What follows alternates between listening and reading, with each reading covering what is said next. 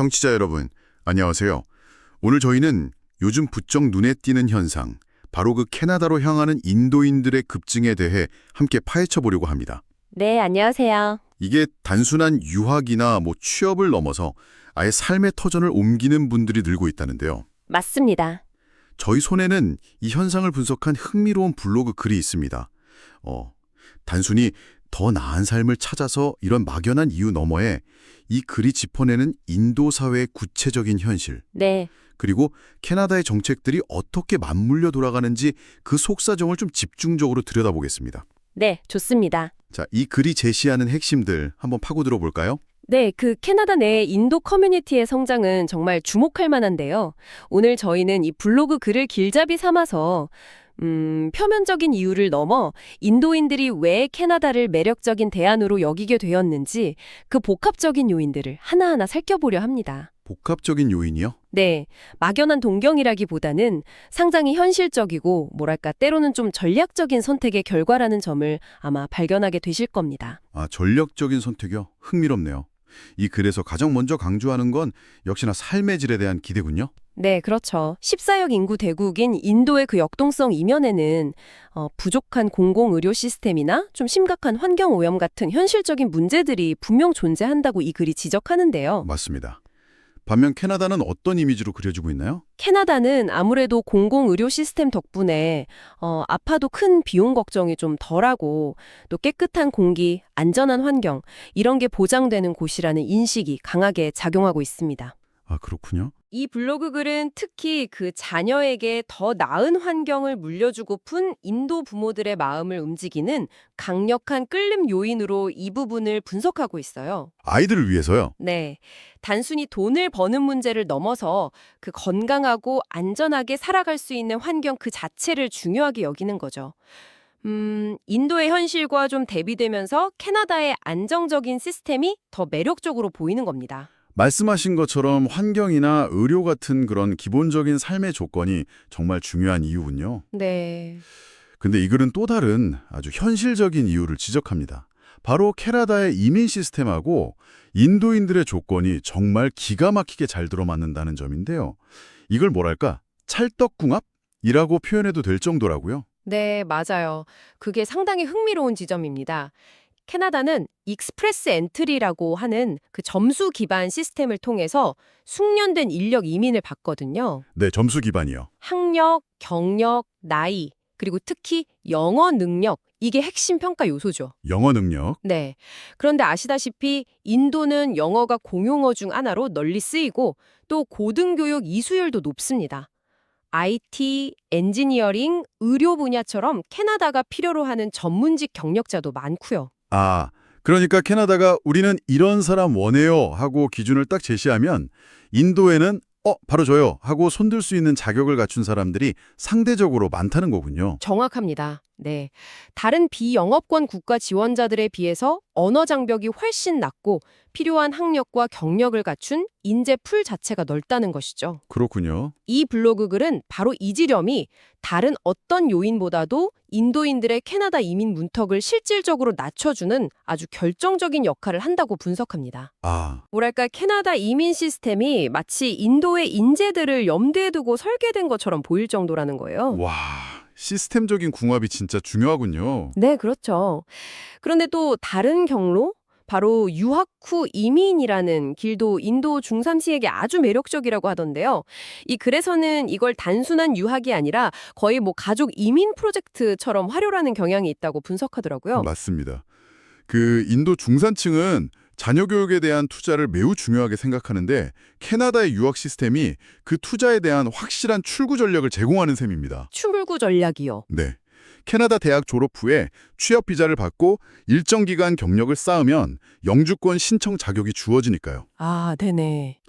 이걸 단순히 자녀의 학위 취득으로만 보는 게 아니라 장기적으로 가족 전체가 캐나다에 정착할 수 있는 발판으로 삼는 그런 전략적인 접근인 거죠. 오, 흥미롭네요. 자녀 교육을 통해서 온 가족의 미래를 설계하는 방식이라니. 네, 이 블로그 글은 이런 전략이 실제로 성공하는 사례가 많아서 더 매력적으로 다가온다고 또 덧붙이고 있네요. 맞습니다. 실제로 그런 사례들이 많이 알려져 있죠. 그렇다면 반대로 인도 내부에서 사람들을 좀 밀어내는 요인은 없을까요?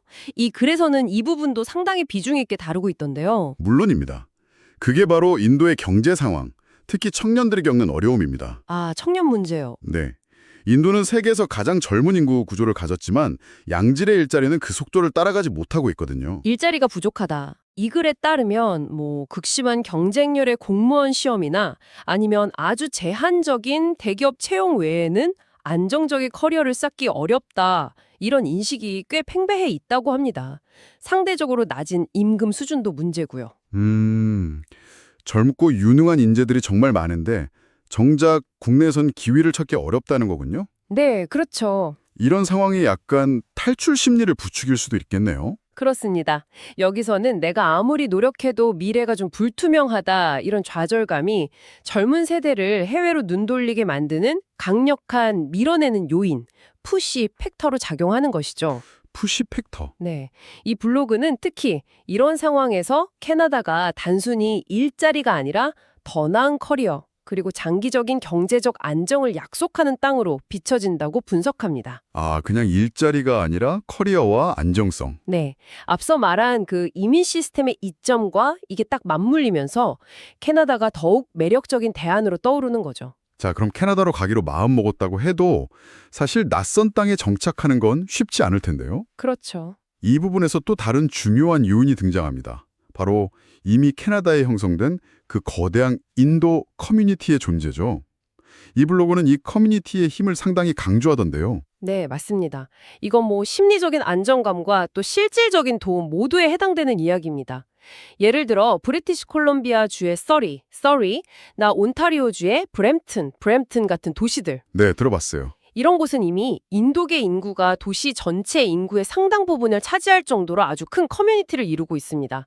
이 글의 표현을 빌리자면 그곳에 가면 마치 작은 인도에 온 것 같은 느낌을 받을 정도라고 하죠. 와, 그 정도인가요?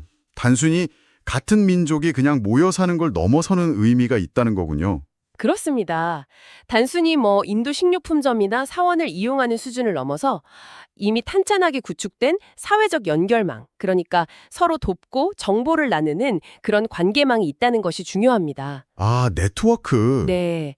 이 글에서는 이것을 소프트 랜딩, 즉 연착륙을 가능하게 하는 핵심 요소로 꼽습니다. 소프트 랜딩? 네. 정착 초기의 어려움, 예를 들면 집 구하기, 일자리 정보 얻기, 아이들 학교 문제 같은 것들을 이 커뮤니티 네트워크를 통해서 훨씬 수월하게 해결할 수 있다는 거죠. 확실히 도움이 많이 되겠네요. 내가 가도 혼자가 아니다라는 생각이 큰 힘이 되는 겁니다.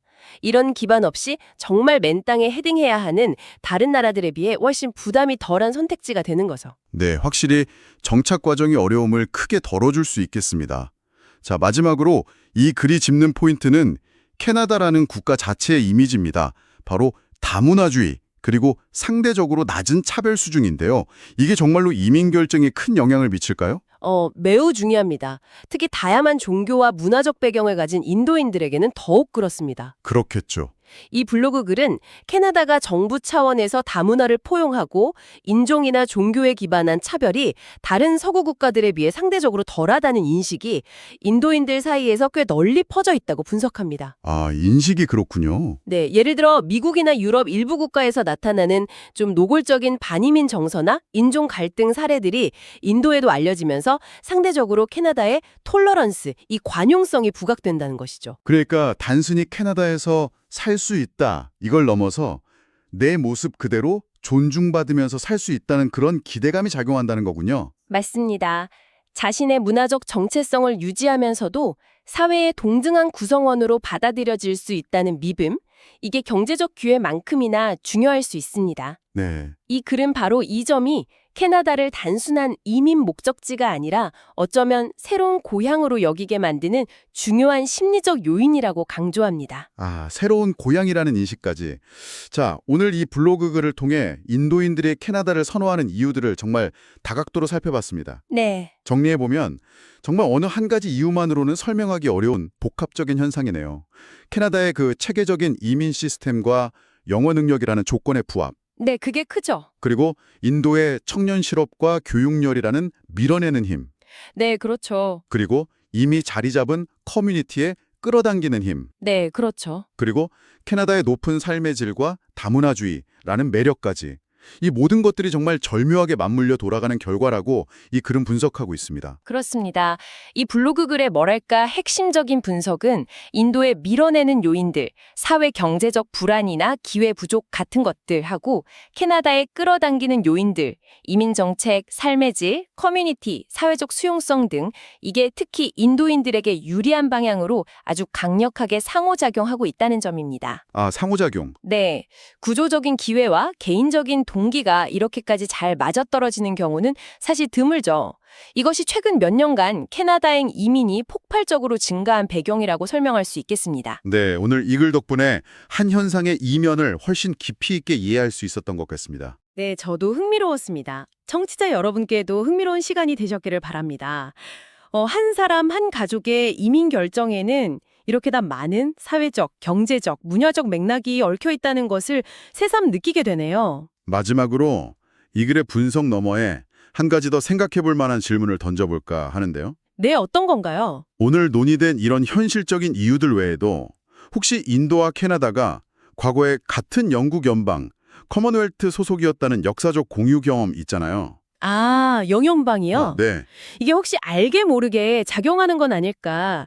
예를 들어 정부 시스템이나 교육제도 같은 데서 묘묘한 유사성이나 익숙함이 존재할 수 있고 이것이 심리적으로 캐나다를 조금 더 가깝게 느끼게 만드는 그런 눈에 보이지 않는 요인이 될 수도 있지 않을까 하는 생각입니다. 아, 이민이라는 정말 복잡한 결정에는 우리가 미처 다 헤아리지 못하는 더 깊은 층위가 있을지도 모릅니다. 와, 정말 흥미로운 관점이네요.